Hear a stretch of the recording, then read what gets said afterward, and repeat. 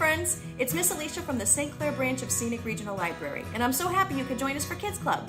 Today, we're going to be making toothpick spinners. The cool thing about these spinners is that they create kind of an optical illusion. And when you spin it, it looks way different from its stationary form. The human eye is comprised of two types of receptors, cones and rods. Cones allow us to see color and work well in bright light. Rods are used to see in low light.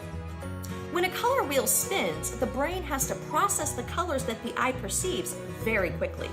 In a spinning color wheel, the images blend and we see colors we might not have expected. Scientists have several theories on why we see the colors we do when we spin an optical illusion. One of the theories is that the different types of cones respond to the image at different rates and stay activated for different periods of time. Thus, we see what could be described as phantom colors when the disc spins. In this video, we'll be fast forwarding through some parts and cutting out some dead time. So if you ever need a moment before going on, just pause the video until you catch up.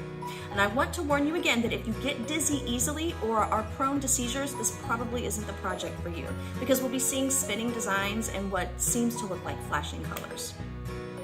Now choose your favorite template and color it however you like. For the templates with pie pieces, you can alternate a couple primary colors, and when you spin it, you'll see a secondary color. For the templates that have spirals, you might want to try contrasting colors to make the design pop more. I'm going to use this spiral template here and color it green and pink. Now let's make a toothpick spinner.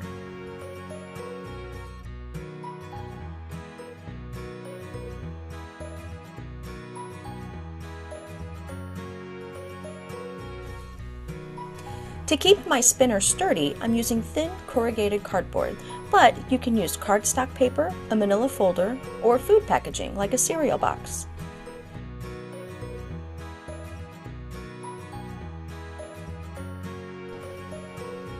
Once you've colored your design, you'll attach it to the cardboard. You'll want to make sure your glue goes a little outside your circle to make sure the edges are securely glued down.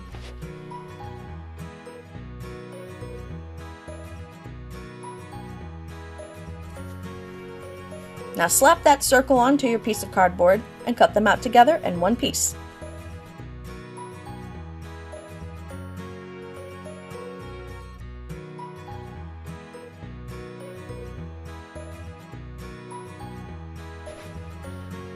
Some of the patterns are a little more obvious than others in figuring out where the center is.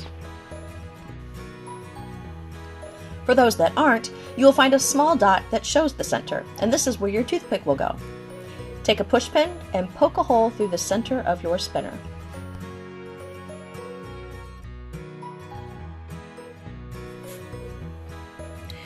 Now break a toothpick in half, and if it doesn't break clean, you can always sand it or file it down until you have a smooth, flat surface.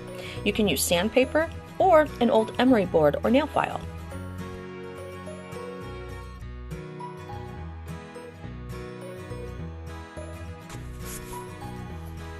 Now this next step is optional, but I like to make sure my toothpick is secure, so I glue it in place.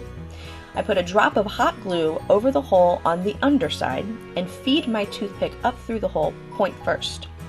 Once you get your toothpick poked through, make sure to adjust your toothpick so that it's straight, because it definitely won't spin as well if it's wobbly.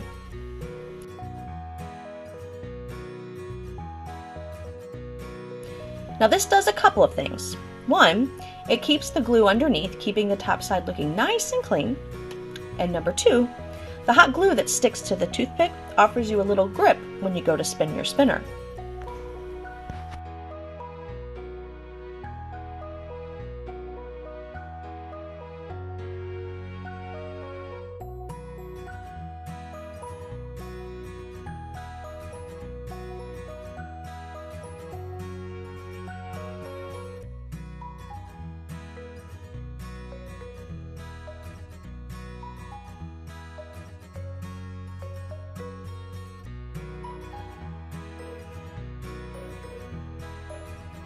There are plenty of templates to choose from, but you can even design your own if you like.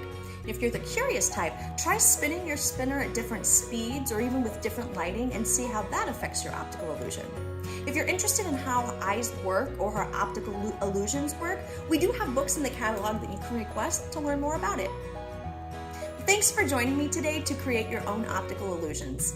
Get creative and have fun. Be sure to come back next week for another Virtual Kids Club.